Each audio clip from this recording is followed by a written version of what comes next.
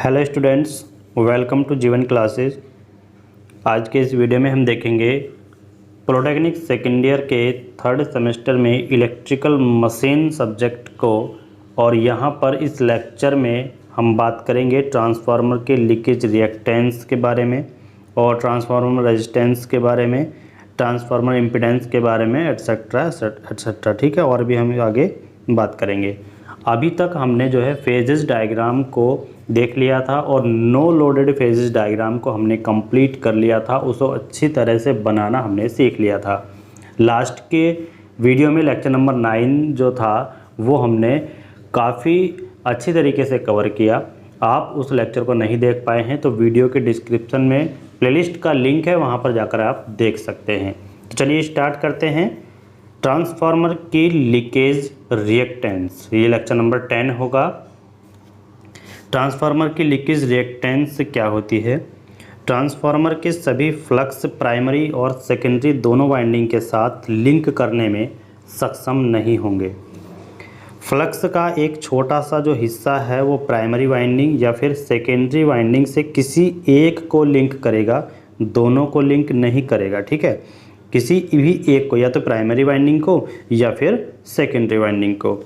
Flux के इस हिस्से को लीकेज फ्लक्स कहा जाता है। मतलब जो फ्लक्स का जो छोटा सा हिस्सा है वो प्राइमरी और सेकेंडरी वाइंडिंग किसी को भी अगर एक को लिंक करता है तो उसी को हम कहेंगे फ्लक्स लीकेज। ट्रांसफार्मर में इस लीकेज फ्लक्स के कारण जो है वो संबंधित वाइंडिंग में एक सेल्फ रिएक्टेंस होती है। ट्रांसफार्मर की इस सेल्फ रिएक्टेंस को अल्टरनेटिव रूप से ट्रांसफार्मर की जो लीकेज है वही रिएक्टेंस कहलाती है। ठीक है, तो अल्टरनेटिव रूप से ट्रांसफार्मर की लीकेज रिएक्टेंस इसी को कहते हैं कि जब लीकेज फ्लक्स के कारण जो वाइंडिंग है, यानी जो लीकेज फ्लक्स जिस वाइंडिंग पर है तो उस वाइंडिंग से संबंधित कोई भी सेल्फ रिएक्टेंस जो होता है उसी को हम क्या कहते हैं? लीकेज रिएक्टेंस कहते हैं। ट्रांसफार्मर के रेजिस्टेंस से जुड़ी यह सेल्फ रिएक्टेंस इम्पीडेंस है और ट्रांसफार्मर के इस इम्पीडेंस के कारण ही प्राइमरी और सेकेंडरी वाइंडिंग दोनों ट्रांसफार्मर वाइंडिंग में वोल्टेज ड्रॉप करती है। ठीक है, आगे देखिएगा ट्रांसफार्मर रेजिस्टेंस क्या होता है। रेजिस्टेंस का मतलब होता है अवरोध या प्रतिरोध। ठीक है, देखिए आमतौर पर इलेक्ट्रिकल पावर ट्रांसफार्मर की प्राइमरी और सेकेंडरी वाइंडिंग दोनों ही कॉपर से बनी होती है। कॉपर करंट का एक बहुत अच्छा कंडक्टर है, ये आप लोग सभी जानते हैं, लेकिन सुपर कंडक्टर नहीं है। ठीक है, काफ़ी अच्छा कंडक्टर कॉपर को हम कह सकते हैं, लेकिन सुपर कंडक्टर हम नहीं कह सकते क्योंकि उसमें भी लॉसेस होते हैं। सुपर कंडक्टर वही कहलाएगा जिसमें लॉसेस नहीं होंगे दोस्तों। ठीक है, सुपर कंडक्टर और सुपर कंडक्टिविटी दोनों वैचारिक हैं, यानी कि अभी तक उस पर विचार किया जाना बाकी है।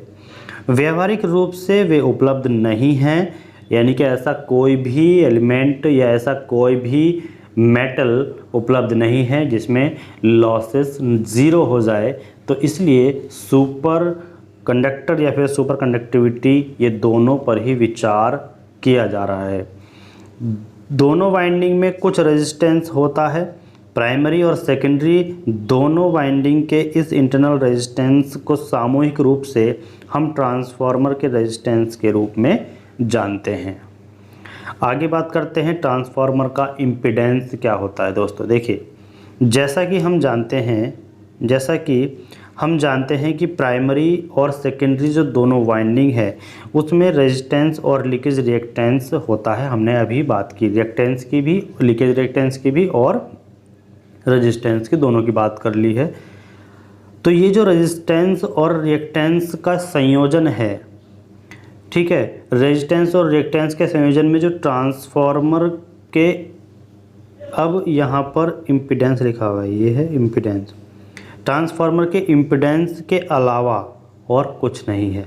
मतलब जो रेजिस्टेंस ट्रांसफार्मर में होता है और रिएक्टेंस जो ट्रांसफार्मर की वाइंडिंग से मिलता है, उन्हीं का संयोजन जो है ट्रांसफार्मर का इम्पीडेंस कहलाता है।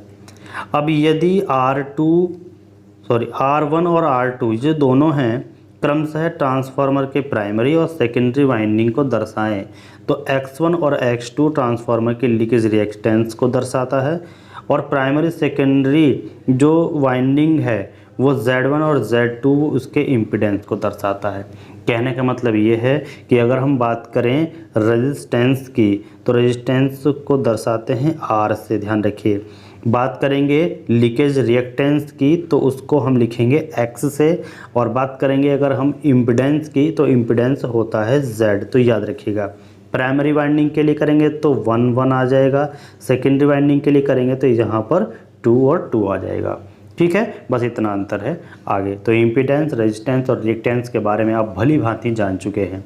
आगे बढ़ते हैं इसी के साथ। देखिए अगर हम बात करें यहाँ पर Z1, तो Z1 क्या हो जाएगा, R1 प्लस JX1। अब देखिए इन दोनों का यानी कि रेजिस्टेंस और रिएक्टेंस का संयोजन क्या कहलाता है, इम्पीडेंस कहलाता है। ये तो प्राइमरी वाइंडिंग के लिए हो गया और ये सेकेंडरी वाइंडिंग के लिए हो गया। ठीक है, दोनों का संयोजन। तो ट्रांसफार्मर के समांतर ऑपरेशन के दौरान ट्रांसफार्मर की इम्पीडेंस जो है एक बहुत महत्वपूर्ण भूमिका निभाती है। आगे हम बात करेंगे लीकेज फ्लक्स के बारे में। तो लीकेज फ्लक्स होता क्या है ट्रांसफार्मर का, तो ट्रांसफार्मर में लीकेज फ्लक्स देखिए, एक आदर्श ट्रांसफार्मर यानी कि आइडियल ट्रांसफार्मर को हम लेते हैं, तो आदर्श ट्रांसफार्मर में सभी फ्लक्स जो है वो प्राइमरी और सेकेंडरी वाइंडिंग दोनों के साथ जुड़ेंगे। लेकिन वास्तव में ये होता है कि ट्रांसफार्मर में सभी फ्लक्स को प्राइमरी और सेकेंडरी वाइंडिंग दोनों के साथ जॉइंट करना असंभव है। या तो वो वाइंडिंग फर्स्ट के साथ या वो वाइंडिंग सेकेंड के साथ ही जॉइंट हो सकता है। अब यद्यपि अधिकतम फ्लक्स ट्रांसफार्मर की कोर के माध्यम से दोनों वाइंडिंग के साथ लिंक करेगा, लेकिन फिर भी थोड़ी मात्रा में फ्लक्स होगा जो दोनों वाइंडिंग को लिंक करेगा, लेकिन दोनों नहीं। इस फ्लक्स को लीकेज फ्लक्स कहा जाता है। ठीक है, मतलब किसी भी एक वाइंडिंग को ही वो लिंक करेगा, दोनों वाइंडिंग को एक साथ लिंक नहीं करेगा, और उसी को हम कहते हैं फ्लक्स लीकेज। ठीक है, देखिएगा यहाँ पर ट्रांसफार्मर का एक आइडियल फिगर दिया हुआ है। यहाँ पर अगर हम बात करें तो ये जो वाइंडिंग है ये कहलाती है प्राइमरी वाइंडिंग, और इसी प्राइमरी वाइंडिंग से क्या होता है, एसी सप्लाई होती है, जो लाइट है हम इससे कनेक्ट करते हैं। इसके बाद यहाँ पर क्या होता है, देखिए ये ट्रांसफार्मर की कोर कहलाती है। क्या कहलाती है, कोर कहलाती है। ये छोटी छोटी पत्तियों से एक साथ जोड़ करके बनाई जाती है। इसके बाद यानी कि कोटिंग जो पत्तियां होती हैं, और हमने बताया था कि वो पत्तियां कैसे बनी होती, कैसे ट्रांसफार्मर की कोर बनती है, वो लास्ट वीडियो में बताया था, वो आप जा करके देख सकते हैं। ठीक है, अब इसके बाद क्या होता है कि ये है हमारे पास सेकेंडरी वाइंडिंग। ये कौन सी है, ये सेकेंडरी वाइंडिंग है, और इस सेकेंडरी वाइंडिंग से जुड़ा हुआ होता है लोड। क्या लोड कुछ भी हो सकता है, जैसे कि एक बल्ब हो सकता है तो बल्ब वो जलेगा। ठीक है, तो ये यहाँ पर ये लोड जुड़ा हुआ होता है, या फिर हम किसी मशीन को। ठीक, अब ये जो आपको डॉट डॉटेड लाइन दिख रही है, डॉट डॉटेड, ये होता है हमारे पास मेन फ्लक्स। यानी कि सेकेंडरी और प्राइमरी वाइंडिंग दोनों के कारण जो है सप्लाई जब होती है, यानी कि यहाँ से प्राइमरी वाइंडिंग से सप्लाई जाती है सेकेंडरी वाइंडिंग में, सेकेंडरी वाइंडिंग जो है वो लोड को सप्लाई करता है। ठीक है, तो यहाँ से इन दोनों से क्या निकलती होता है, एक फ्लक्स जनरेट होता है जो ये मेन फ्लक्स कहलाएगा। ठीक है, तो ये जो होगी ये पहली वाली प्राइमरी वाइंडिंग, और दूसरी वाली क्या है, सेकेंडरी वाइंडिंग हो गई। और सेकेंडरी वाइंडिंग क्या काम करती है कि जो भी प्राइमरी वाइंडिंग से उसमें सप्लाई होगी वो सप्लाई वो लोड में ट्रांसफ़र कर देती है, और ये एसी सप्लाई को लेकर सेकेंडरी वाइंडिंग को देती है। आगे जो कोर के माध्यम से गुजरने के बजाय वाइंडिंग इंसुलेशन और ट्रांसफार्मर के इंसुलेशन ऑयल से गुजरेगा, ट्रांसफार्मर में इस लीकेज फ्लक्स के कारण प्राइमरी और सेकेंडरी दोनों टर्नों में लीकेज रिएक्टेंस होता है, दोनों ही टर्नों में फ्लक्स के कारण ही। तो ट्रांसफार्मर की रिएक्टेंस कुछ भी नहीं होता, ट्रांसफार्मर में रिएक्टेंस कुछ नहीं होता, केवल और केवल रेजिस्टेंस यानी कि जो फ्लक्स है उनके कारण दोनों में एक लीकेज होता है। यानी कि फ्लक्स का लीकेज होता है, उसी को हम क्या कहते हैं, उसी से रिएक्टेंस जनरेट होता है और इसी को लीकेज जनरेट बोल देते हैं। लेकिन जो ट्रांसफार्मर में लीकेज रिएक्टेंस होता है वो ट्रांसफार्मर में इस घटना को मैग्नेटिक लीकेज के रूप में जाना जाता है। मतलब रिएक्टेंस कुछ नहीं होता, उसको हम मैग्नेटिक लीकेज कह सकते हैं। ठीक है, आगे ट्रांसफार्मर की इम्पीडेंस के कारण जो है वो वाइंडिंग में वोल्टेज की गिरावट आती है। यानी कि हमने बताया था कि रिएक्टेंस के कारण क्या होता है, वोल्टेज ड्रॉप कर देती है जो वाइंडिंग होती है। ठीक है, तो वाइंडिंग में वोल्टेज की गिरावट आ जाती है, वोल्टेज को ड्रॉप कर लिया जाता है। इम्पीडेंस, रेजिस्टेंस और ट्रांसफार्मर के जो लीकेज की रिएक्टेंस है, ये लीकेज है, लीकेज की जो रिएक्टेंस है उन दोनों का संयोजन, ठीक है, इम्पीडेंस, रेजिस्टेंस और ट्रांसफार्मर की लीकेज रिएक्टेंस उन दोनों का ही जो संयोजन है वो क्या कहलाता है, वही हमारे पास Z कहलाता है, जिसको हम बोलते हैं इम्पीडेंस। ठीक है, तो इम्पीडेंस जो है वो रेजिस्टेंस और ट्रांसफार्मर के जो लीकेज रिएक्टेंस है उसी का संयोजन कहलाता है। ठीक है, अब यदि हम ट्रांसफार्मर के प्राइमरी में, यानी कि जो प्राइमरी वाइंडिंग है उसमें वोल्टेज V1 अप्लाई करते हैं, तो प्राइमरी लीकेज रिएक्टेंस के कारण प्राइमरी सेल्फ इंड्यूस्ड जो EMF को क्या कर देगा, संतुलित करने के लिए एक कंपोनेंट I1 X1 हो जाएगा। और X1 क्या है, वो प्राइमरी लीकेज रिएक्टेंस कहलाएगा, क्योंकि X जहाँ भी आपको दिखे अब उसको आप रिएक्टेंस के रूप में देखिएगा, Z जहाँ भी दिखे उसको आप इम्पीडेंस के रूप में देखिएगा, और R अगर कहीं भी लिखा दिखे तो उसमें आप देखोगे कि वो रेजिस्टेंस है। और हमेशा ध्यान रखिएगा कि Z इक्वल टू R और प्लस X होता है, यानी कि इन दोनों का संयोजन ही इम्पीडेंस कहलाता है, इम्पीडेंस Z होता है। ठीक है, इसको आप ध्यान रखिए। यदि हम ट्रांसफार्मर के प्राइमरी रेजिस्टेंस के कारण वोल्टेज ड्रॉप पर भी विचार करें, जो वोल्टेज में गिरावट आई थी, अगर उस पर भी हम बात करें, उस पर भी सोच विचार कर लें, तो ट्रांसफार्मर के जो वोल्टेज समीकरण है उसको आसानी से लिखा जा सकता है। कैसे लिखा जा सकता है, देखिए वोल्टेज ड्रॉप प्राइमरी वाइंडिंग की, तो E1 plus I1 R1 plus JX1, मतलब इसको हम ऐसे भी लिख सकते हैं कि E1 और प्लस में I1 और ये हो जाएगा Z1, यानी कि इम्पीडेंस। ठीक है, तो इसको ध्यान रखिएगा। अब V1 इक्वल टू क्या हो जाएगा, I1 के अंदर मल्टीप्लाई करेंगे तो I1 R1 और JI1 और X1 हो जाएगा। लेकिन इसी तरह सेकेंडरी वाले की भी हम लिख सकते हैं, दोनों को बिल्कुल इसी तरीके से, बस क्या होगा, जहाँ पर 1 है वहाँ पर 2 कर दीजिएगा, सेम इक्वेशन रहेगी। इसके बाद अब देखिए जो चित्र में दिया गया, चित्र कौन सा, देखिए चित्र जो है यहाँ पर हम देख सकते हैं, ये जो दिया गया था इसकी हम बात कर रहे हैं। तो जो चित्र में दिया गया है वो प्राइमरी और सेकेंडरी वाइंडिंग को अलग अलग लिम्ब में दिखाया गया है। लिम्ब का मतलब क्या होता है, ये अलग अलग उसमें जुड़ी हुई है। यहाँ पर देखिए इसको मिटा देते हैं और इसको साफ तरीके से देखते हैं। ठीक है, ये जो हैं ये कहलाते हैं लिम्ब। तो प्राइमरी को और सेकेंडरी को देखिए अलग अलग लिम्ब में लगाया गया है, अलग अलग लिम्ब में दिखाया गया है। और इस व्यवस्था के परिणाम स्वरूप ट्रांसफार्मर में एक बड़ा लीकेज हो सकता है। इसके बाद क्योंकि लीकेज के लिए एक बड़ा स्पेस चाहिए होता है और वो स्पेस यहाँ पर है, प्राइमरी और सेकेंडरी वाइंडिंग में लीकेज को समाप्त किया जा सकता है। कैसे, यदि वाइंडिंग को उसी स्थान पर कब्जा करने के लिए बनाया जा सकता है तो यह जाहिर है कि फिजिकली रूप से असंभव है, लेकिन सेकेंडरी और प्राइमरी को एक जो है कंसेंट्रिक विधि से रखकर समस्या को काफ़ी हद तक हल किया जा सकता है, लेकिन ऐसा होता नहीं है। आगे हम बात करेंगे वास्तविक ट्रांसफार्मर के लोड पर फेजर डायग्राम। देखिए जो हमने लास्ट वीडियो में देखा था वो देखा था नो लोड ट्रांसफार्मर के लिए फेज डायग्राम। अब यहाँ पर हम बात करेंगे वास्तविक ट्रांसफार्मर के लोड पर फेजर डायग्राम कैसे बनता है। ठीक है, तो phasor diagram on load of actual transformer, देखिएगा ये जो आपको चित्र दिखाया गया है इसी के बारे में बात हो रही है। देखिए ट्रांसफार्मर पर जो क्रमशः रेजिस्टेंस R1 और R2 और रिएक्टेंस X1 और X2 की प्राइमरी और सेकेंडरी वाइंडिंग है, कहने का मतलब ये है कि देखिएगा प्राइमरी वाइंडिंग यहाँ पर है, सेकेंडरी वाइंडिंग यहाँ पर है। ठीक है, R1 और X1 जो है क्या है, रेजिस्टेंस और क्या रिएक्टेंस हैं, लेकिन इन दोनों को मिला करके क्या कहेंगे, इम्पीडेंस बन जाता है। तो प्राइमरी वाइंडिंग का इम्पीडेंस हो गया। इसके बाद R2 और X2 जो है वो सेकेंडरी वाइंडिंग के रेजिस्टेंस और रिएक्टेंस हैं। इन दोनों को हम संयोजित करेंगे तो हमारे पास मिलता है सेकेंडरी वाइंडिंग का इम्पीडेंस। क्लियर। इसके बाद यहाँ पर देखिएगा, अब इसमें जो इसकी जो वैल्यू होगी वो I1 R1, इसकी वैल्यू I2 R2, क्योंकि दोनों में ही क्या होगी, दोनों में ही धारा प्रवाहित हो रही है। ऐसे ही यहाँ पर I2 धारा प्रवाहित होगी तो I2 R2 और यहाँ पर X2 I2 हो जाएगा। ठीक है। यहाँ से देखेंगे तो EMF, प्राइमरी वाइंडिंग का EMF E1, सेकेंडरी वाइंडिंग का EMF E2, प्राइमरी वाइंडिंग का वोल्टेज V1, सेकेंडरी वाइंडिंग का वोल्टेज V2।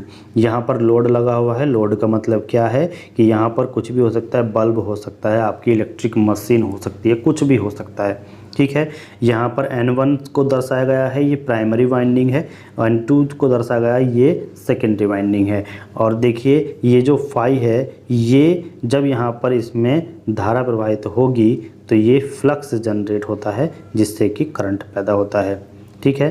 प्राइमरी वाइंडिंग का जो इम्पीडेंस है वो Z1 = R1 + jX1 हो जाएगा, और सेकेंडरी वाइंडिंग का जो इम्पीडेंस है वो क्या हो जाएगा, Z2 = R2 + jX2, जो यहाँ पर आपको दिखाई दे रहा था। अब देखिए उपरोक्त ट्रांसफार्मर के फेज़र डायग्राम में अगर हम देखें तो एक तो शुद्ध रजिस्टिव और इंडक्टिव और रजिस्टिव कैपेसिटिव लोड वो क्रमशः दोनों चित्र में दिखाए गए हैं। आगे हम देखेंगे, इन फिगर के बारे में बात करेंगे बिल्कुल डिटेल से, कैसे कैसे ये मतलब बनते हैं और किस तरीके से जो है इसकी इक्वेशन बनती है। तो देखिएगा, आइए देखिए, फेज़ में सेकेंडरी करंट वोल्टेज I2 को प्रदर्शित करते हुए OI2 secondary terminal voltage V2 को प्रदर्शित करते हुए OA ड्रॉ करें। मतलब ये है कि OA को ड्रॉ करना है। तो OA कौन सा है, यहाँ पर आप देखिएगा, देखिए A हमको दिखाई दे रहा है यहाँ पर। ठीक है। तो हमने क्या किया, हम इसी के साइड में हम इसको बना लेंगे। देखिएगा OA हमको ट्राई किया इस तरीके से, ये हो गया OA। ठीक है, ये A है और ये क्या है, O है। ठीक है। सबसे पहले हमने क्या कहा था कि I2 को प्रदर्शित करते हुए OI2 सेकेंडरी टर्मिनल वोल्टेज और V2 को प्रदर्शित करते हुए OA को ड्रॉ करें। यहीं पे क्या है, इसी पर I2 भी है तो यहाँ पर हो जाएगा। ठीक है। और यहाँ पर क्या हो जाएगा, V2 हो जाएगा। ठीक है, V2 भी इसी पर होगा।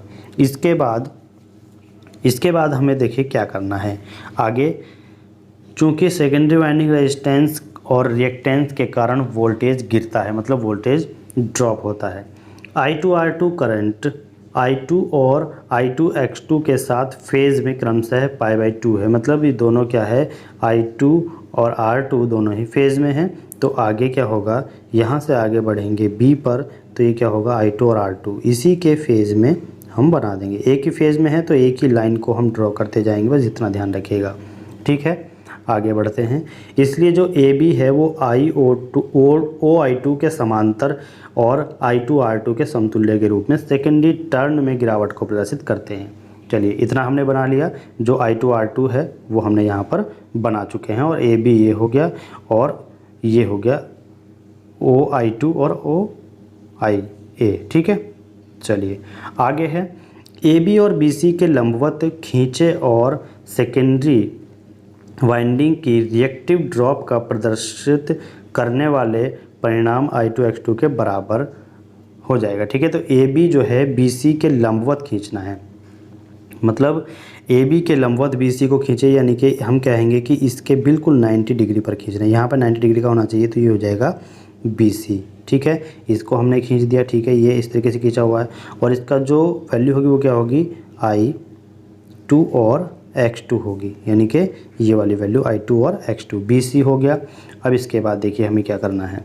इसके बाद टर्मिनल वोल्टेज V2 के फेज़र योग के बाद secondary resistive drop I2 R2 और secondary resistive drop I2 X2 secondary winding में इंड्यूस्ड EMF E2 के बराबर हैं। कहने का मतलब ये है कि जो E1 है और E2 है, जो EMF हैं दोनों वाइंडिंग के, वो क्या हैं, वो किसके बराबर हैं, R2 और I2 के, और I2 और X2 के दोनों के बराबर हैं। तो हम क्या करेंगे, यहाँ से एक लाइन आएगी और वो हो जाएगा यहाँ पे, इसके दोनों के संयोजन के बराबर है। तो इसका मतलब क्या होगा, इसका मतलब यही है कि यहाँ से एक सीधी लाइन यहाँ पर ड्रॉ करेंगे और वो आ जाएगी यहाँ पे, दोनों का ये संयोजन हो जाएगा और ये हो जाएगा हमारे पास E1 और इसी के फेज़ में E2 है। ठीक है, फेज़ हम बनाएंगे यानी कि ये हो जाएगा फ्लक्स, फ्लक्स के ही अकॉर्डिंग डायग्राम को बनाते हैं। ठीक है, इसके आगे अब हमें ज्ञात है, देखिए किस तरीके से खींचेंगे, तो इसलिए phase OC secondary induce EMF E2 को प्रदर्शित करता है। ठीक है, जो OC है वो EMF इंड्यूस को प्रदर्शित करेगा, यहाँ पे हम D बना देते हैं। इसके बाद सीधा सीधा हम क्या कह सकते हैं, देखिएगा आगे, जब ये हमने सेकेंडरी वाइंडिंग की कंडीशन बना दी तो क्या होगा, जो प्राइमरी वाइंडिंग है उसको बनाना पड़ेगा। अब यहाँ पर हम ये देखते हैं कि जो भी हमने फेज़ डायग्राम आपको बनाना सिखाया था लास्ट वीडियो में, नहीं देखी है तो उस वीडियो को ज़रूर देखिएगा। हमने कहा था कि जो I2 है उसके ही बिल्कुल पैरेलल में, बिल्कुल सीधे क्या हो जाएगा, I1 डैश होगा। किधर क्या होगा, I1 डैश, I1 डैश हो जाएगा। जब यहाँ पर I1 डैश हो जाएगा तो I1 डैश कहाँ पर आएगा, ये देखिए सीधी लाइन यहाँ पर जा रही है। ठीक है, अब इसके बाद क्या हो जाएगा, जो ये देखिए डायग्राम को आप एक बार से फिर से बना लीजिएगा, हम एक बार बना लेते हैं दोबारा से। ठीक है, थोड़ा सही तरीके से बनाना पड़ेगा इसको, तो बना लेते हैं, कोई प्रॉब्लम नहीं है। ठीक है, देखिए सबसे पहले हम क्या ड्रॉ करेंगे, हमने O और ये ड्रॉ करेंगे, O और फाई। ठीक है, इसके बाद हमने क्या ड्रॉ किया था, इसके बाद ड्रॉ किया था हमने ये, यानी कि I2, ये O था, ये I2 था और यहाँ पे क्या था A, और इसी के साथ हमने क्या ड्रॉ किया था, B ड्रॉ किया था। अब इसके पैरेलल में हमने क्या ड्रॉ किया था, एक इसके ही मतलब ये B था और ये क्या C हो गया था, और यहाँ से हमने एक लाइन खींची थी जो हमें दे रहा था यहाँ पर D, और ये E1 दिया था इसने और यहाँ पर दिया था E2। ठीक है, बिल्कुल क्लियर था। ये हमारे पास X2 और I2 था, ये I1 और ये I2 और R2 था। अब हमने ये कहा था कि जो ये I2 करंट है, मतलब ये जो I2 करंट है ये यहाँ से इस लाइन से क्या हो रहा है, देखिएगा इस लाइन से क्या हो रहा है, ये सीधा आएगा यहाँ पर, ये सीधा है इस जगह पर, ये C हो जाएगा। ठीक है, ये क्या हो जाएगा, C। अब यहाँ पर ये E1, यहाँ पर ये E2 दोनों ही रहेंगे। तो यहाँ से ये सीधा जब ये यहाँ D बन रहा है तो ये क्या बनेगा, D डैश बनेगा, और इसके बिल्कुल पीछे I2 के बिल्कुल पीछे क्या होता है, I1 डैश बनता है। इसका ध्यान रखिएगा, ये हमने लास्ट के डायग्राम में बताया था जब आपको सिखाया था बनाना कि फेजर डायग्राम कैसे बनता है, कि बिल्कुल इसी के पीछे अपोजिट में क्या बनेगा, इसी के अपोजिट में बनेगा I1 डैश। इसके बाद देखिएगा I1 डैश के यहाँ पर ये जो होता है इससे कितना एंगल होता है, इससे एंगल होगा इसका फाई। ठीक है, ये हो गया। अब इसके बाद जो भी हमारा वोल्टेज ड्रॉप है, ठीक है, वो क्या होगा, वो यहाँ से इधर की तरफ बनेगा। ठीक है, तो यहाँ पर हम क्या करेंगे, एक लाइन ड्रॉ करेंगे यहाँ पर, वो क्या हो जाएगा हमारे पास V1 हो जाएगा। ठीक है, यहाँ पर V1, और आगे जा कर के जो भी हमारे पास यहाँ से डायग्राम बनेगा वो φ1 का वो बनेगा I0 का, सॉरी I1 का, और यहाँ पर क्या बनेगा, ये I0 होता है नो लोड करंट का। ठीक है, तो ये डायग्राम बन जाता है। क्लियर है, आप इसको देखते चलिएगा, यहाँ पर देखिएगा ये डायग्राम बिल्कुल क्लियर आपको दिख रहा होगा। ठीक है, ये I0 है, ये I1 और ये I1 डैश।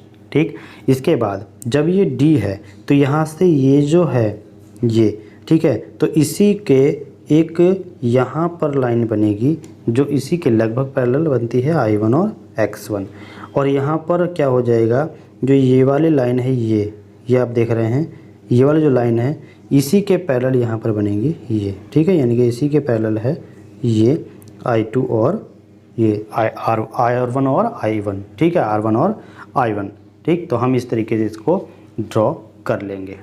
ठीक है, ऐसे बनेगा डायग्राम। अब आगे देखिएगा, इस प्रकार जो E2 है वो किसके, V2 I2 R2 plus Jx2 ये क्या होगा, जो इसका वोल्टेज है EMF है, ठीक है, EMF है वो क्या होगा वोल्टेज और प्लस जो हमारे पास इम्पीडेंस है और जो करंट है उनके इम्पीडेंस और करंट के मल्टीप्लिकेशन और वोल्टेज के सम के बराबर होगा। तो यहाँ पर आप देख सकते हैं, ठीक है। तो प्राइमरी वाइंडिंग में इंड्यूस जो EMF है वो E1 E2 के साथ फेज़ में है।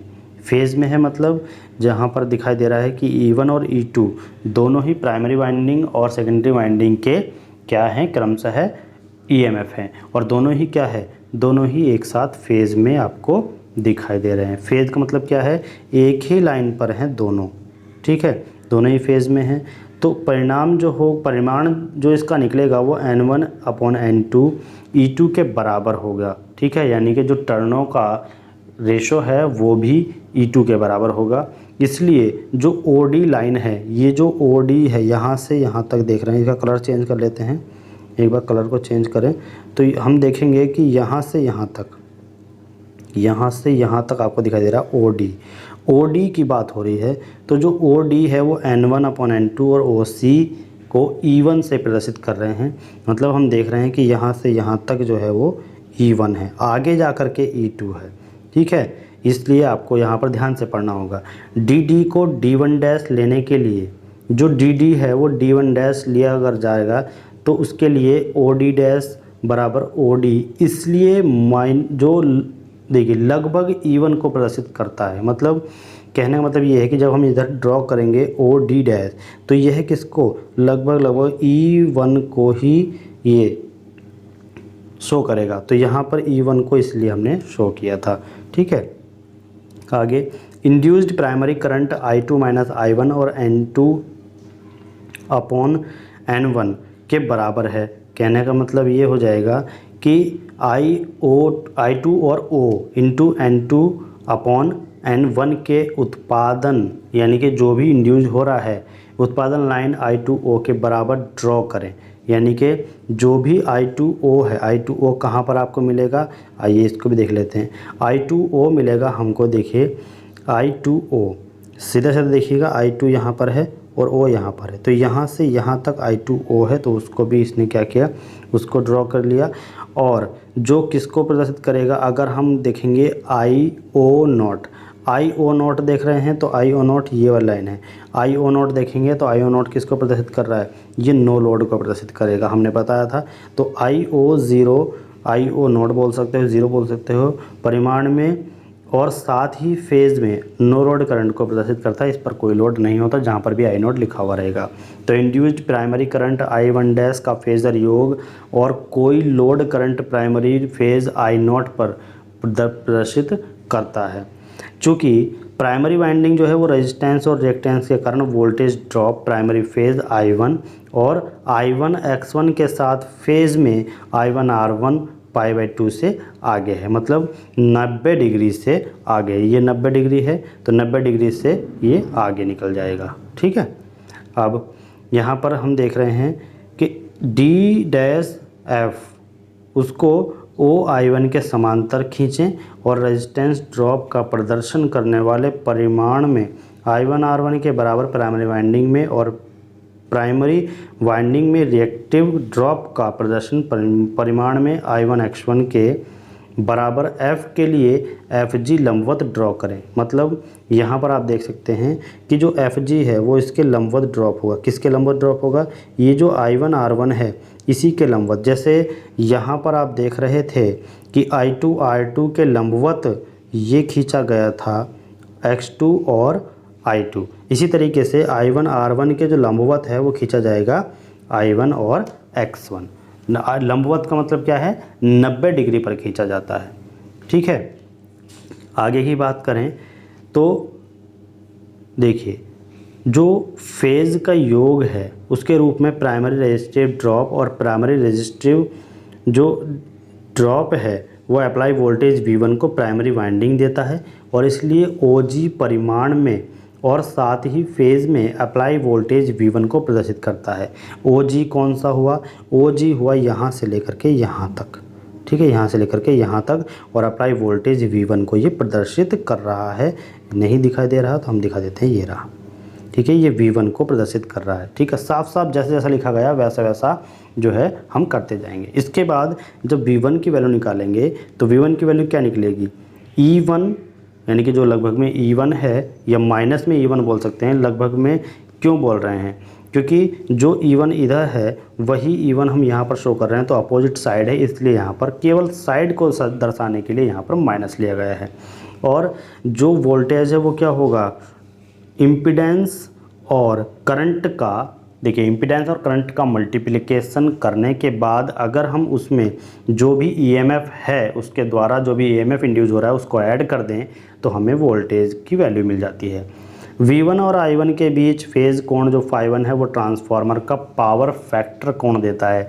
इस लाइन को आप याद रखिएगा कि V1 I1 के बीच फेज़ कोण क्या देता है, वो ट्रांसफार्मर का पावर फैक्टर कोण देता है। पावर फैक्टर कोण क्या कहलाता है, φ1 कहलाता है। चूँकि नो लोड करंट जो I0 है वो रजिस्टिव ड्रॉप I1 R1 और I2 R2 और जो रिएक्टिव ड्रॉप I1 X1 और I2 X2 है वो क्या है, बहुत ही छोटे हैं, इसलिए इनको क्या कर लिया जाता है, नगण्य मान लिया जाता है। तो जो छोटी जो वैल्यू है उसको हम नगण्य मान लेते हैं, यानी कि छोड़ देते हैं। तो उसको नगण्य मानते हुए हमारे पास लोड का जो फेज़ है वो φ2 = φ1 डैश = φ1 = φ, यानी कि इस φ जो है सभी एक दूसरे के बराबर होंगे। तो जो भी नो लोड करंट है, जो भी no load current resistive drop और रिएक्टिव ड्रॉप, देखिए रजिस्टिव और रिएक्टिव ड्रॉप दोनों की बात हो रही है, उसको स्पष्टता के लिए स्केल पर दिखाया गया है। ठीक है, यहाँ पर आप देख सकते हैं। आगे शुद्ध रजिस्टिव लोड के लिए फेजर डायग्राम हमने बात की थी कि पहले हम बात करेंगे शुद्ध रजिस्टिव ड्रॉप की।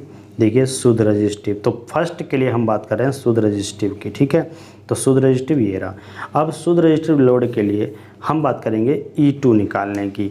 E2 निकालने की बात करेंगे तो यहाँ पर ध्यान से देखिएगा E2 को हम किस तरीके से यहाँ पर शो कर रहे हैं। आइए इस फिगर में देखिए, पहले इसको मिटा लेते हैं, बस ध्यान से देखते जाइएगा E2 कहाँ पर है। देखिए E2 यहाँ पर है, तो केवल इतने इतने को हम जो है इसको उठा लेते हैं। ठीक है, इतने इतने को यहाँ पर उठा लेते हैं, इसको हम साफ़ कर देंगे। आप बस ध्यान से देखते जाइएगा इसमें इक्वेशन कैसे बनेगी, कहाँ से बनेगी, वरना अगर हम ऐसे ही बता के आगे बढ़ें तो आपको समझ में नहीं आएगा। ठीक है, देखिएगा हम इतने फिगर को उठा लेते हैं, जो भी हमारे पास वो फिगर था यहाँ पे था, और ये थोड़ा सा बड़ा कर लेंगे, बस इतना है। ये हो जाएगा हमारे पास B, ये C हो जाएगा, ये था हमारे पास A और ये था हमारे पास I2। ठीक है, यहाँ पर E1, यहाँ पर क्या था E2 और यहाँ पर जो है D था। ठीक है, ये O हो गया। यहाँ पर हम लिखेंगे I2 और R2। ठीक है, यहाँ पर लिखेंगे I2 और X2। क्लियर, ये हो गया। इसके बाद हम आगे बढ़ते हैं। अब यहाँ पर जो भी इसने कहा गया है, देखिए जो E2 है उसकी वैल्यू ये कहाँ से आई, इसको हम देखने वाले हैं। एक बात और है, एक चीज़ और छूटा हुआ है, जो यहाँ पर V2 है। हाँ, V2 यहाँ पर हो गया, ये हो गया हमारे पास V2। ठीक है, ये जो है ये V2 हो गया। अब देखिएगा हम किस तरीके से इसको देखने वाले हैं। हमने देखा कि जो E2 है उसकी वैल्यू निकालनी है, और E2 कहाँ पर है, E2 यहाँ पर है। E2 क्या है, यहाँ पर है, और ये E2 है। ठीक है, कलर चेंज कर लें, ये वाला हमारे पास क्या है, E2 है। क्लियर, अगर ये E2 है तो ये इसके ये और ये दोनों कितने डिग्री पर है, 90 डिग्री पर है। ये दोनों 90 डिग्री पर थे, हमने बनाए थे। तो इसको अगर नहीं बनाया जा रहा है तो ऐसे कर लेंगे, ये 90 डिग्री पर थे ऐसे। ठीक है, ये 90 है, ये 90 नहीं है, दूसरा वाला जो है ये 90 नहीं होगा। ठीक है, अब हम क्या करेंगे कि हमें एक पाइथागोरस की तरह काम करना है, पाइथागोरस प्रमेय के अकॉर्डिंग। तो एक तो ये लाइन है, एक ये लाइन है और एक ये लाइन है। ठीक है, तो देखिएगा V2 प्लस I2 R2, मतलब हम देखते हैं कि अगर हमारे पास ऐसा कोई भी एक एंगल बनता है, ये क्या हुआ, ये वाली लाइन तो ध्यान से देखिएगा ये है। ठीक है, ये वाली लाइन जो है वो ये है, और ये वाली लाइन जो है वो ये है।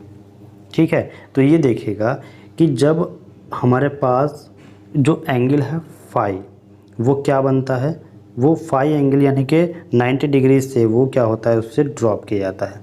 ठीक है, तो एक बात ध्यान रखिएगा, ये अगर फाई 1 है तो यहाँ पर ये एंगल होगा, तो इस एंगल के अकॉर्डिंग अगर हम देखें, अगर हम एंगल माने तो इसके अकॉर्डिंग ये क्या होगा, इसका लंब हो जाएगा और ये क्या हो जाएगा, कर्ण हो जाएगा, ये आधार हो जाएगा। ठीक है, तो इसके अकॉर्डिंग तो कोण के एंगल से देखना नहीं है क्योंकि कोण का अभी हमें पता नहीं। तो यहाँ पर हम क्या करेंगे, यहाँ पर केवल और केवल इस तरीके से हम इसको शो करेंगे कि हम जानते हैं कि पाइथागोरस प्रमेय क्या होती है।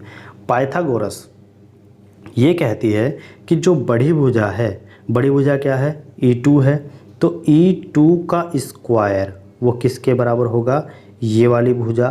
तो ये वाली भुजा क्या है, ये भुजा है, यहाँ तक क्या है, V2 है, यहाँ तक V2 है, और इससे आगे क्या है, I2R2 है।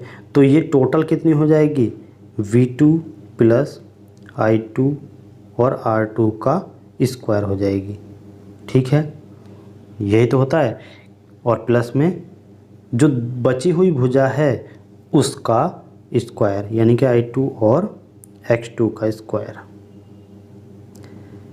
तो पाइथागोरस प्रमेय में हमारे पास ये होती है कि बड़ी भुजा का स्क्वायर इक्वल टू क्या होता है, दोनों भुजाओं के स्क्वायर का सम।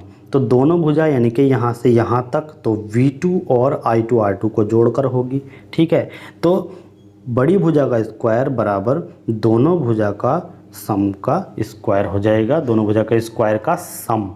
ठीक, तो यही हुआ, देखिएगा यही हमारे पास यहाँ पर दिखा रखा है कि V2 और I2R2 का होल स्क्वायर। ठीक है, और I2X2 का होल स्क्वायर। जब हम इसको सॉल्व करेंगे, देखिएगा जब हम इसको सॉल्व करेंगे तो हमारे पास क्या निकल कर आता है, V1 प्लस I2R2 निकल करके नहीं, जो इसके बराबर होगा वो कैसे, वो इससे बराबर होगा कि जब हम इसके अपोजिट देखते हैं, यानी कि प्राइमरी वाइंडिंग में ये हो गया, इसके अपोजिट देखते हैं तो इसके बराबर क्या है, इसके बराबर ये दिखाई दे रहा है। ठीक है, और इसके बराबर क्या है, इसके बराबर हमारे पास ये है E1। ठीक, और यहाँ पर देखते हैं इसके बराबर क्या है, इसके बराबर हमारे पास ये दिखाई दे रहा है। ठीक है, तो जो ये है ये I2 और I2R1 V2 प्लस I2R2 ये जो था इसके बराबर क्या है, इसके बराबर V1 है। तो इसके बराबर क्या रखा है, इसने V1 रख दिया। ठीक है, और I2R2 यहाँ पर सेम है। क्यों, अब ये जो है I2X2 इसने क्या माना था, इसने हमने क्या माना था, I1 और X1 और I2X2 को ये बहुत ही छोटे थे तो इनको क्या मान लिया, नगण्य मान लिया था। इसलिए हमने क्या कहा, इन दोनों को छोड़ देंगे। तो I2X2 ये है तो यहाँ पर इसको छोड़ देंगे। इसी तरीके से यहाँ पर क्या है, I1X1 है तो I1X1 को यहाँ पर छोड़ देंगे क्योंकि यहाँ पर ये नगण्य हमने मान लिए थे। इसके बाद रेजिस्टिव कैपेसिटिव लोड के लिए phasor diagram. Resistive capacitive load के लिए कौन सा है, रेजिस्टिव कैपेसिटिव लोड के लिए ये डायग्राम है। इस डायग्राम में हम देखेंगे। अब इस डायग्राम में अगर हम देखें तो E2 कैसे निकलेगा। इस डायग्राम में E2 को देखने के लिए हमें क्या करना होगा, यहाँ पर फिर से इस डायग्राम में जाना होगा। ये रिएक्टिव यानी कि ये रिएक्टेंस वाला है, रिएक्टिव का फेजर डायग्राम है, रिएक्टिव फेजर डायग्राम। तो इसमें देखेंगे यहाँ से भी हम किसकी वैल्यू निकालेंगे, यहाँ से भी हम E2 की वैल्यू निकाल रहे हैं। तो बस E2 को देखना है और सीधा हमें क्या करना है, सीधा हमें अप्लाई कर देना है पाइथागोरस थ्योरम। तो E2 हमारे पास क्या है, E2 हमारे पास ये वाला है। ठीक है, ये E2 है और यहाँ पर ये है लेकिन थोड़ा सा इधर है और फिर ये है। तो इसको हमें क्या करना है, सीधा करना है बस, और कुछ नहीं। इसको सीधा किस तरीके से करेंगे, आइए हम आपको बता देते हैं थोड़ा जल्दी से। ठीक है, थोड़ा टाइम तो लग रहा है लेकिन आप बने रहिएगा और देखते रहिएगा किस तरीके से इसको सॉल्व किया जा रहा है। ठीक है, ये बना हुआ है, एक तो यहाँ पर ये था और ये है, थोड़ा ये हो जाएगा और ये है, नहीं ऐसा नहीं है, इसको गलत ड्रॉ नहीं करेंगे, सही से ड्रॉ करेंगे बस। ये हो जाएगा और ये है, फिर इसका 90 डिग्री पर है और ये बना हुआ है। ठीक है, हाँ इस तरीके से है। और ये जो था इसके नाम लिख लेंगे, नाम हो जाएगा इसका V2 और B है, यानी कि ये हो जाएगा A, ये हो जाएगा B, ये हो जाएगा C, ये V2 है और ये हो जाएगा I2 R2, ये I2 और R2 है। इसके बाद D E1 E2, ये हमारे पास D है, ये E1 है और ये हमारे पास क्या है E2 है, ठीक है, E2 और ये E1। बस इतना है, यहाँ पर देख लेंगे। इसके बाद अब हमें क्या करना है, एक और है, हाँ यहाँ पर क्या है, ये I2 और X2। तो बस इसको ध्यान से देखिएगा। हमने यहाँ से यहाँ तक देखा तो ये फ़ाई2 एंगल था। फ़ाई2 एंगल कहाँ पर है, ये आप देखिएगा, ये फ़ाई2 है, ठीक है। इसके बाद हम क्या करेंगे, ये रिएक्टिव वाला है। रिएक्टिव वाला क्या होता है कि जो I2 है वो क्या होगा, वो और फ़ाई2 पीछे चला जाएगा। ये पीछे है और ये आगे है, ठीक है। तो क्या होगा, और I2 थोड़ा पीछे चला जाएगा। और एक बात ध्यान रखिए कि जो भी I2 है उसी के हमेशा सीधे बनता है I1 डैश। यही फेजर डायग्राम ड्रॉ करने का ट्रिक है, ठीक है। बाकी जो इसके सामने है वो इसके सामने ये बन जाएगा, D के सामने D डैश बनता है और जो इसका ये जो आएगा परिमाण, इसका परिमाण ये दिखता है, ठीक है। ये इस तरीके से बनाया जाता है। अब हम क्या देख रहे हैं, जो हम कर रहे थे उस पर आते हैं। हमको ये लाइन निकालनी है और यहाँ से यहाँ तक पूरी सीधी करके निकालनी है। ये अगर हमें मिल जाए तो ये जो है काफ़ी ज़्यादा हद तक सॉल्व हो जाएगा। अब ये लाइन कैसे मिले, तो यहाँ पर देखिएगा ये एक एंगल बनता जा रहा है, ये भी तो एक बन रहा है, इसको पहले हम निकालेंगे। तो जब हम इसको निकालेंगे तो देखिएगा यहाँ पर क्या है, यहाँ पर V2 है, V2 से I2 R2 cos फ़ाई जुड़ा हुआ है और I2 X2 sin फ़ाई ये जुड़ा हुआ है, ठीक है। तो इसका मतलब क्या है, इसने यहाँ पर ये कंपोनेंट तोड़ करके इसको निकाला, ठीक है। तो अगर हम देखते हैं कि अगर हमारे पास ये फ़ाई है, फ़ाई2 है, देखिएगा यहाँ पर भी तो फ़ाई2 आ रहा है, ये फ़ाई है, ये फ़ाई है, ठीक है। तो अगर हमारे पास यहाँ पर ये फ़ाई है, ठीक है, तो इसका मतलब क्या हुआ कि जब हमारे पास ये यहाँ से देखिए इसी के पैरेलल में है, लगभग ये हमारे पास ये फ़ाई है, तो जब ये वाला फ़ाई होगा तो इसका मतलब ये एंगल, और यहाँ पर जो सीधा है, यहाँ पर सीधा सीधा हम बोल सकते हैं कि ये जो है फ़ाई है। अब यहाँ पर इसका ये जो एंगल है ये हमने फ़ाई माना। तो अब इसका ये ध्यान रखिएगा कि जब इस यहाँ से और ये 90 डिग्री पर ये आएगा, ठीक है, जब ये 90 डिग्री पर निकलेगा तो ये जो है ये सीधा ये कुछ एंगल बनेगा। अगर नहीं समझ में आ रहा है तो दोबारा से देख लीजिएगा। देखिए यहाँ से ये बन के आएगा और यहाँ पे ये बन रहा है, ठीक है, इसका 90 डिग्री ये है। अब हम यहाँ से देखते हैं, जब हम इसको सीधा अगर खींचें तो यहाँ पर तो बन रहा है ये फ़ाई, क्लियर हुआ, यहाँ पर ये फ़ाई बन रहा है। तो यहाँ से हम सीधा खींचें, यानी कि इसके 90 डिग्री अगर हम खींचें, किसके 90 डिग्री, ये जो लाइन ड्रॉ हो रही है इसके 90 डिग्री हम खींचें ऐसे, तो ये वाला जो एंगल होगा ये एंगल इसके बराबर होगा, ये ध्यान रखिएगा। और एक लाइन आ रही है हमारे पास ऐसे, ठीक है, तो ये जो एंगल होगा ये क्या हो जाएगा, फ़ाई हो जाएगा। अब एक कंपोनेंट तो इसका ये बनेगा, ठीक है, एक कंपोनेंट इसका ये हो जाएगा। अब इसका कंपोनेंट अगर यहाँ बनाएंगे तो एक कंपोनेंट इसका ये बन जाएगा।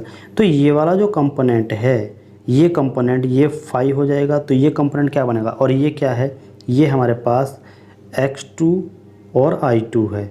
तो जब जिधर पहला फ़ाई है तो क्या हो जाएगा, X2 I2 cos फ़ाई, ठीक है।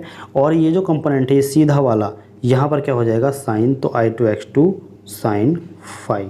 तो अब देखिए ये जो लाइन है कम्प्लीटली ये क्या थी, V2 है, ठीक है, V2 लाइन है। और यहाँ पर ये लाइन क्या हो गई, ये लाइन किसके बराबर हो जाएगी, ये लाइन हमारे पास क्या है देखिएगा कॉस के रूप में, यहाँ पर cos फ़ाई आ जाएगा, ठीक है, I2 और R2 cos फ़ाई, ठीक है।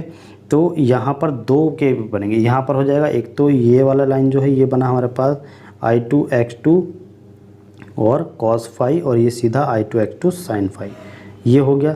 अब इसके लिए निकालेंगे तो ये भी हमारे पास I2 और R2 है, तो ये लाइन क्या हो जाएगी, ये लाइन क्या है हमारे पास cos वाली लाइन है, क्योंकि इधर एंगल टच हो रहा है, तो ये वाली क्या हो जाएगी I2 R2 और कॉस फाई। तो जब ये वाली कॉस फाई हो जाएगी, कौन सी वाली, इसकी बात कर रहे हैं, ये वाली कॉस फाई लाइन है, तो यहाँ पर हम क्या लिखेंगे, जो ये पूरी लाइन है ये क्या हो जाएगी, ये V2 है और साथ में ये हो जाएगा I2 R2 cos फाई। ये पूरी लाइन होगी, दोनों को ऐड करेंगे पूरी लाइन बनेगी, तो दोनों को ऐड किया यहाँ पर ये पूरी लाइन बनी। ठीक है, I2 R2 cos फाई और V2 हो गया। इसके बाद क्या है कि I2 X2 साइन फाई। अब देखिएगा I2 X2 साइन फाई कौन सा कंपोनेंट है, I2 X2 साइन फाई। यहाँ से हमने देखा तो यहाँ से ये मिल रहे थे, एक तो ये और ये कंपोनेंट दो में टूट रहे थे। ठीक है, तो ये वाला कंपोनेंट हमें लेना था, ये हमें मिल गया। इसके बाद जो भी हमें आगे लेना है, देखिएगा जब हमने इसको आगे बढ़ाया था तो ये क्या हुआ था, ये यहाँ से इस तरीके से, एक तो ये था और एक कंपोनेंट ये था, तो इसको अगर हम ऐसे मिला दें तो ये कंपोनेंट जो है ये कंपोनेंट साइन वाला बनेगा, यानी कि ये वाला जो कंपोनेंट है ये कौन सा बनेगा, ये बन जाएगा हमारे पास I2 X2 और साइन फाई। तो यहाँ से यहाँ तक लेंगे और ये हो जाएगा और ये हो जाएगा। अब ऐसा क्यों है ये भी आप जान लीजिएगा। ऐसा देखिए इसलिए है क्योंकि हमारे पास अभी तक जो भी बन रहा है वो क्या था, वो इस तरीके से ये वाली लाइन खींचेंगे। चलिए इसको देख लेते हैं। हाँ देखिए ये वाली लाइन खींचेंगे और ये, तो इसको अगर बनाएंगे तो वो इस तरीके से बन के आ रहा है, लेकिन C तो आगे है ना। जब C आगे है तो हम क्या ऐसे लेंगे, ऐसे हम नहीं ले सकते। और ऐसे क्यों नहीं ले सकते, अब देखिए यहाँ पर अगर हम इसको घुमा कर के बनाएं तो ये ऐसे और ये, लेकिन C तो यहाँ पर है, हमें लेना तो यहाँ तक का है, तो हम यहाँ तक कैसे बनाएंगे। तो इसलिए क्या किया, इसको और आगे बढ़ाया और तभी तो हम यहाँ पे लेंगे। ठीक है, अगर हम इसको मिलाते हैं तो फिर यहाँ पर मिलाना पड़ेगा, ये कि ऐसे भी नहीं ले सकते। अब ऐसे कैसे हम पाइथागोरस लगाएंगे, अगर ऐसे लगाया जाए तो ऐसे नहीं लगा सकते, यानी कि और यहाँ भी नहीं लगा सकते, हम लगा सकते हैं यहाँ। तो देखिए जो ये वाली लाइन है ये एक्स्ट्रा है, और एक्स्ट्रा लाइन कौन सी आई है, ये I2 और X2 साइन ये वाली आई है। तो इसलिए क्या किया, ये तीनों ऐड है, I2 X2 sine phi, I2 R2 cos phi, V2 ये, और इसका स्क्वायर किया। इसके बाद ये कौन सी लाइन आएगी, इसके बाद आएगी ये वाली लाइन। ये वाली लाइन कौन सी है, ये वाली लाइन हो जाएगी हमारे पास, देखिएगा यहाँ पे कि I2 X2 cos phi minus R2 और I2 साइन फाई, दोनों का डिफरेंस मिला करके ये लाइन आएगी जब आप इसको सॉल्व करोगे। ठीक है, ये और ये वाली, तो ये वाली लाइन जो आएगी ये कौन सी आएगी, I2 R2 cos फाई। कैसे, यहाँ पर क्या था, ये जो लाइन आई थी टोटल, देखिए यहाँ पर ऐसे था और ये बना हुआ था, तो ये जो लाइन आई थी ये क्या थी, I2 R2 cos फाई। जब ये I2 R2 cos फाई थी तो यहाँ पे ये लाइन जो थी ये लाइन थी I2 R2 साइन फाई। ठीक है, तो ये I2 R2 साइन फाई जो है ये यहाँ पर है, और ये जो आएगा ये वाली लाइन जो है ये किसके पैरेलल होगी, ये इसके साथ होगी। और जो ये वाली लाइन है, ये जो लाइन है वो ये लाइन के साथ होगी, क्योंकि ये लाइन देखिए आप देख सकते हैं ये लाइन छोटी है और ये लाइन बड़ी है, यानी कि ये इतना पार्ट बड़ा होगा। अब इस पार्ट को कहाँ से लाए, ये पार्ट, यानी कि ये जो पार्ट है इस पार्ट में से अगर हम इस पार्ट को घटा दें तो हमें ये वाला पार्ट मिल जाएगा, तो हमें घटा करके ये वाला, ये इसलिए ये लिखा गया है। ठीक है, आगे ये यहाँ पर जब इसको सॉल्व करेंगे ये आपको मिलेगा, जो कट करने का होगा उसको काट देंगे वरना आगे लिखेंगे। इसके बाद हमने क्या देखा कि जो भी हमारे पास I2 X2 minus I2 R2 sine phi है, ठीक है, तो यहाँ पर साफ साफ ये दिख रहा है कि ये वाला कंपोनेंट को क्या किया, इसने कंपोनेंट को नेगलेक्ट कर दिया। क्यों, क्योंकि I2 X2 तो पहले से ही बहुत छोटा है, उसमें से ही हमें I2 R2 घटाना भी पड़ रहा है। इसका मतलब क्या है, ये और भी छोटा हो जाएगा, तो इस पूरे को एलिमिनेट कर देंगे, यानी कि हटा देंगे। अब हमारे पास आएगा ये केवल V2 I2 R2 cos phi, I2 X2 sine phi, इसका होल स्क्वायर है तो रूट कैंसिल आउट हो जाएगा, तो सीधा हमारे पास केवल इतना बचेगा। इसके बाद E1 equal to E2 upon K होता है। तो इसके साथ हम जब वैल्यू रखेंगे तो देखिएगा V1 इक्वल टू हमारे पास निकल करके आएगा कहाँ से, इसी से निकल करके आएगा कि V1 की वैल्यू कहाँ से निकालेंगे, V1 की वैल्यू हम निकालेंगे इसी तरीके से यहाँ से निकालेंगे, और ये जो है इसको यहाँ पर ये सीधा करेंगे, यहाँ पर सीधा करके फिर से इसे आगे बढ़ाएंगे और यहाँ पे बिल्कुल इसी तरीके से कर लेना है। आप करके कमेंट में बॉक्स में बताइएगा, अगर हुआ है तो आप यस लिखिएगा और नहीं होता है तो आप एक बार कमेंट कीजिएगा कि आप दोबारा से वीडियो बना दें, हम आपको दोबारा से वीडियो बना करके बता देंगे। ठीक है, यहाँ पे ये हो जाएगा वैल्यू निकल करके। अब बात करते हैं रजिस्टिव कैपेसिटिव लोड की। रजिस्टिव कैपेसिटिव लोड का बिल्कुल इसी तरीके से कौन सा डायग्राम में देखना है, रजिस्टिव कैपेसिटिव लोड का आप इस डायग्राम में देखोगे। ठीक है, इस डायग्राम में ये और ये हैं। ठीक है, तो इसको कैसे करना है, इसको आगे बढ़ा करके ये और फिर दो इसमें पार्ट आएंगे जो आपके बनने वाले हैं। ठीक है, तो इसको और जो ये है देखिए ये वाला पार्ट, ये वाला जो पार्ट है ये आपको करना है, कौन सा, ये वाला पार्ट जो है ये आपको करना है। एक तो ये है और एक पार्ट है ये रजिस्टिव कैपेसिटिव लोड का, ये आपको करना है। अगर हुआ तो आप यस लिखिएगा, नहीं हुआ तो आप जो है कमेंट बॉक्स में लिख दीजिएगा, हम आपको दोबारा से प्रोवाइड करा देंगे एक वीडियो और। ठीक है, इसके बाद एक ट्रांसफार्मर के समतुल्य circuit, equivalent circuit of transformer. दोस्तों वीडियो ज़्यादा लंबा ना हो जाए इसलिए हम वीडियो को यहीं पर रोकते हैं। नेक्स्ट वीडियो में हम आपको यहाँ से पढ़ाना स्टार्ट करेंगे।